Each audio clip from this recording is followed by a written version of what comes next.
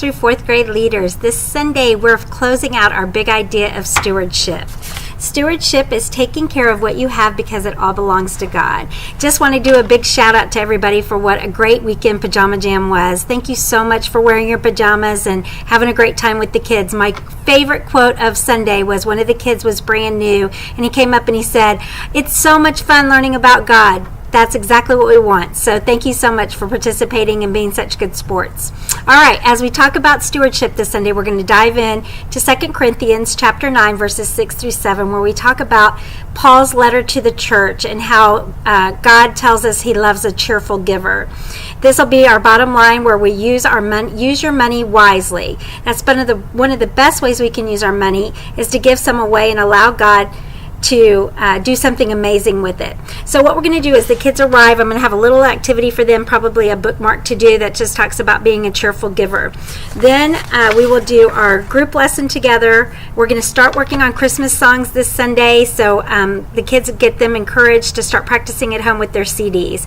And then when we break out, we'll do our small group icebreakers. And then activity 1 is called Give, Save, and Spend. What I'm going to do is I'm going to have bags for the kids with labels. One's going to be labeled a give bag, a give label, a save, and a spend. And it's going to be really pretty much teaching them Dave Ramsey, if you do any Dave Ramsey Financial University, is financial peace and how God wants us to be good stewards of our money.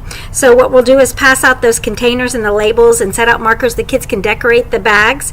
Then you're going to set them aside, and you're just going to have a conversation starter with the kids to start thinking about how they use their money and what they would put in each bag and how it would be spent. And there's lots of conversations for that.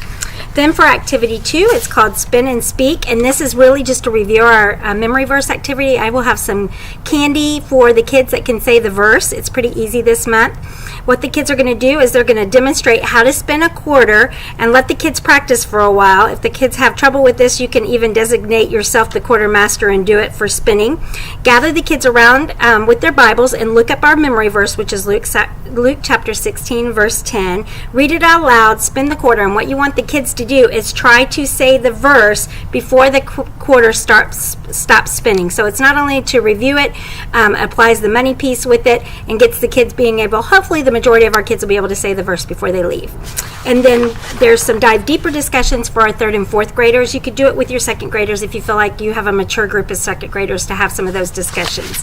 Then they're going to finalize their time together with prayer time.